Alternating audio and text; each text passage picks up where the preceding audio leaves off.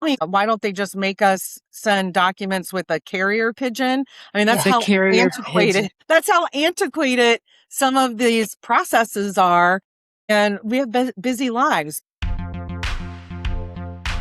Welcome to the Aging Parent Trap X podcast and YouTube channel. My name is Allison Newlon. I'm the broker owner of Platinum Properties of Florida in the greater Tampa area. I'm here with my friends and colleagues, Julie Cook with Generational Transitions and Nikki Flynn with Elite Preparation Services. And we are talking today about things Gen Xers have to do for their aging parents and how time consuming it can be. It can really be time consuming. And I thought about this when I was working on my own mother's end of the month stuff. At the end of every month, I have to take care of a few things, and I am required to send a fax of the bill for her condo, her assisted living condo, to her long-term care policy provider, which is State Farm, and so that they can reimburse her for making payment to the long-term care facility or the assisted living facility. It's so confusing. And I have to fax it.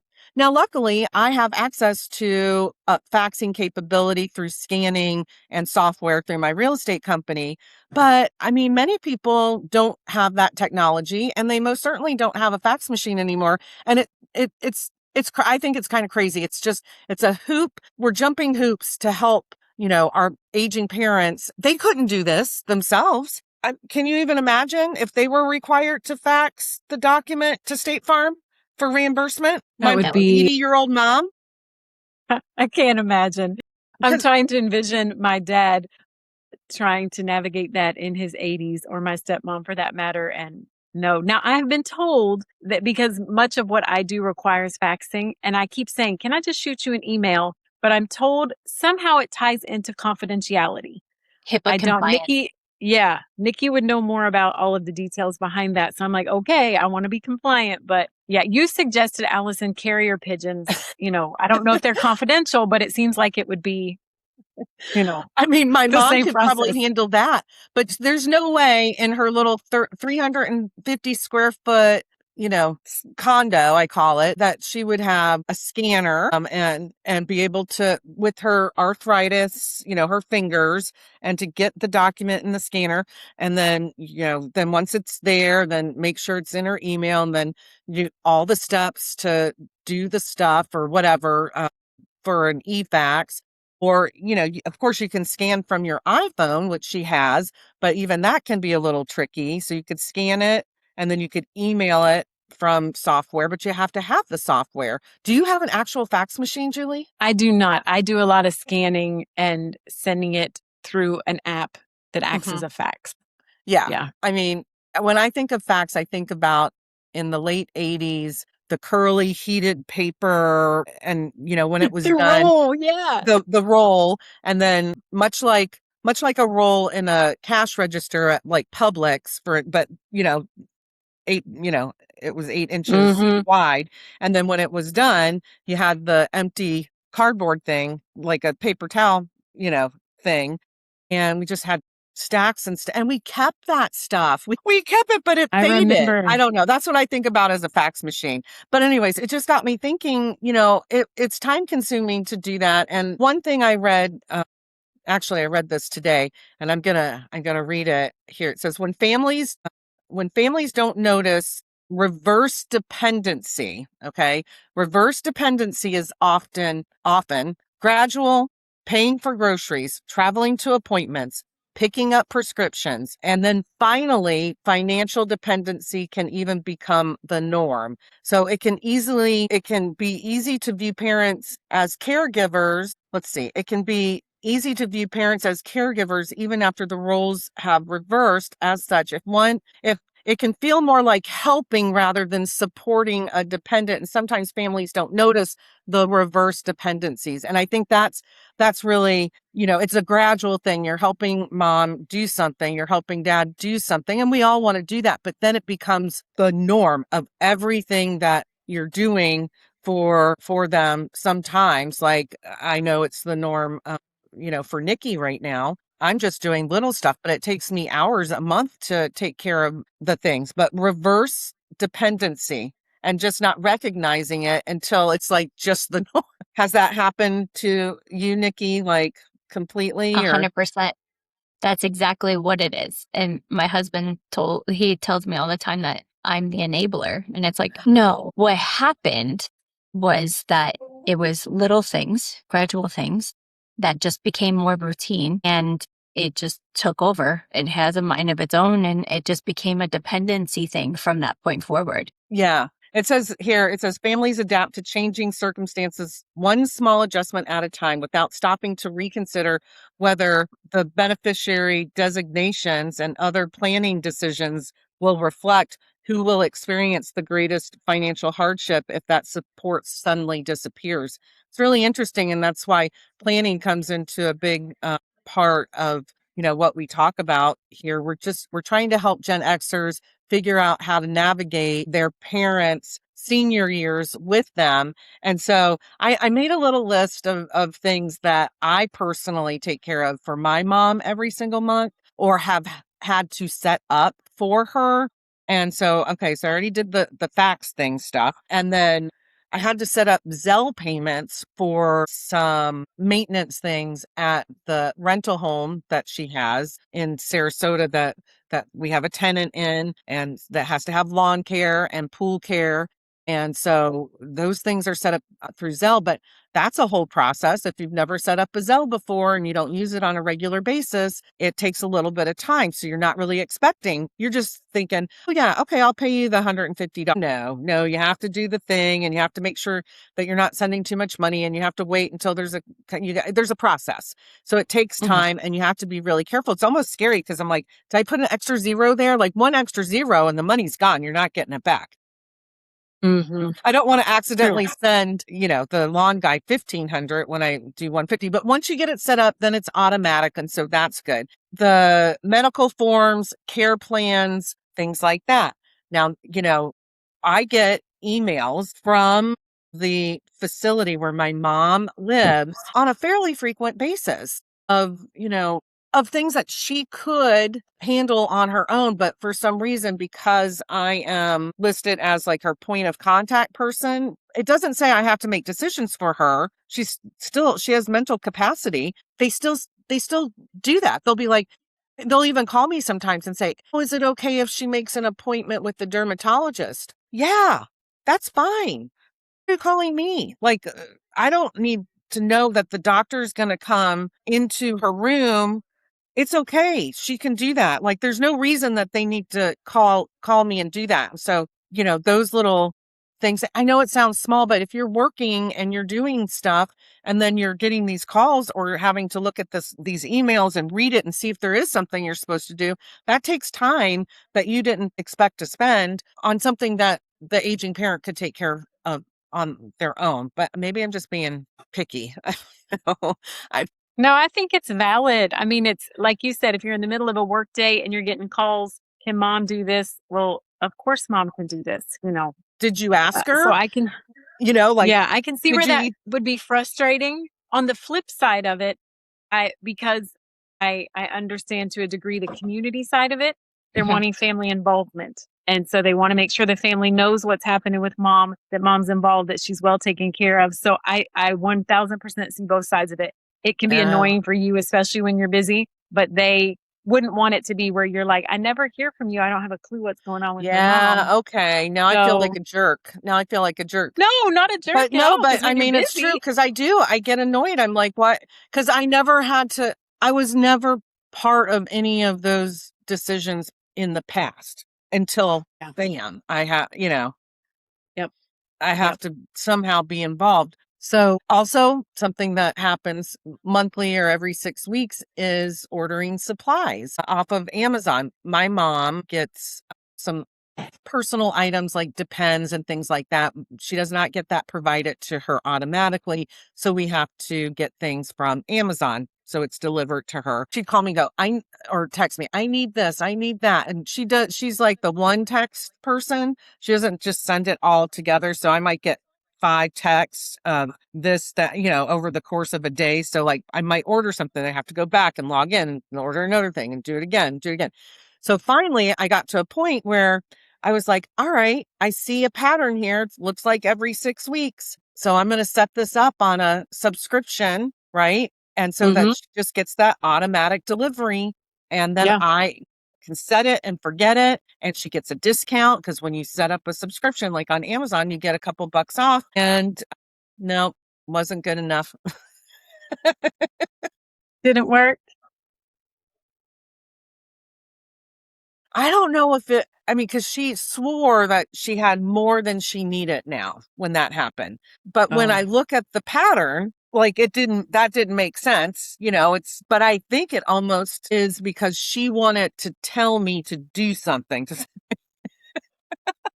She's being a I mom. feel like it because it made so much like I could see every delivery and I timed it out and I was like, oh, I was so proud of myself. I'm like, I'm going to save so much time. She doesn't have to bother me with this. It's going to be good. And nope. So I canceled it all because I have too much of that, Allison. I don't know where to put it. And I'm like, okay, I'm out. So I canceled it all. She doesn't get the discount. And then I have to get, then I just stop what I'm doing and order it. But I go, is there anything else that you need so I can do it all at one time? So I do that. And then groceries. She doesn't need a lot of groceries, first of all, right?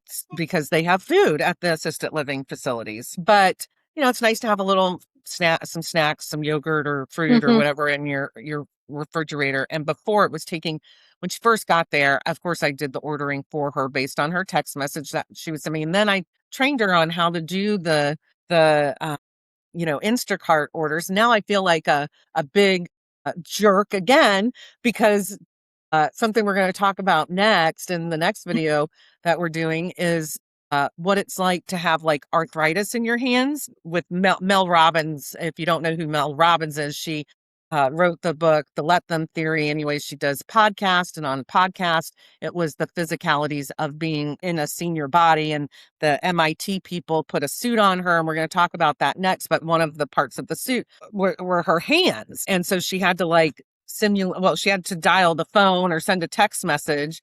And, she had funky glasses on, so she couldn't see right. And she had her hands, she couldn't move her hands. And now, I'm here making my mom order stuff on Instacart.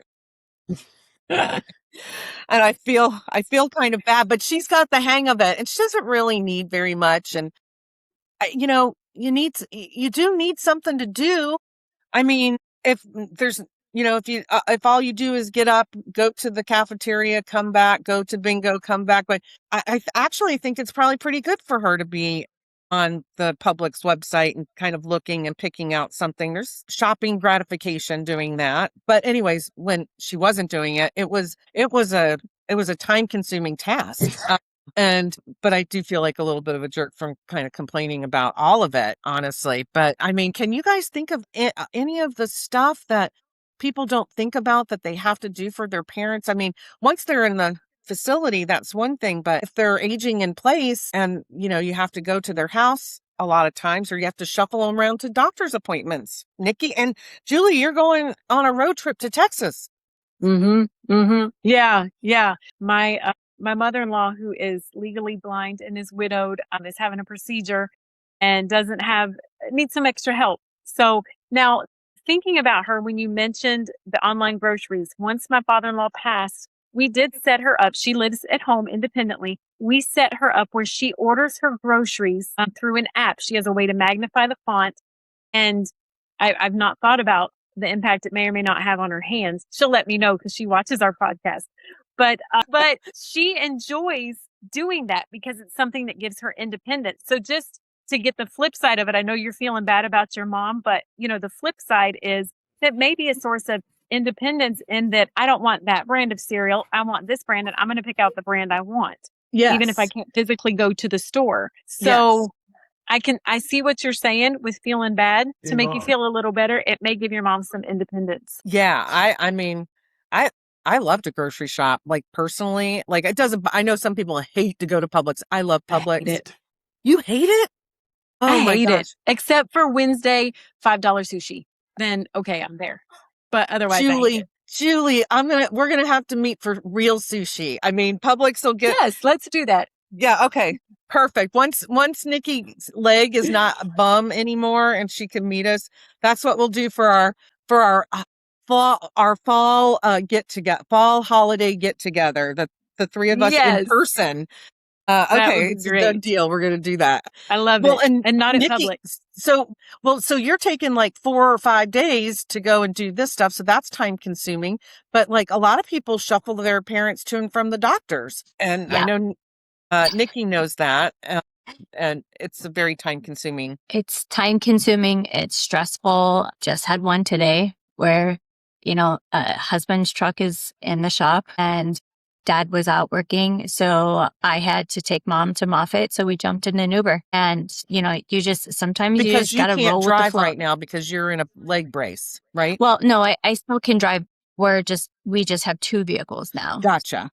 It's, it just was with my husband and I working from home. There's really no point in me having my own vehicle. Yeah. For what? If we go anywhere, we're always together. So I'm not going to spend $1,000 a month No. for an additional car I when love there's no that. need. So we just have the truck, but it is in the shop right now and it's just super inconvenient. And they moved some stuff around for me to get her in for the appointment today. So I was like, no, whatever it takes. And it's not a big deal. I don't mind taking Ubers. I take Ubers all the time when I need to. So it was okay. It was convenient. The driver was super nice. So it was a good experience for her to have. That was her first time in an Uber. So, Oh, wow. yeah.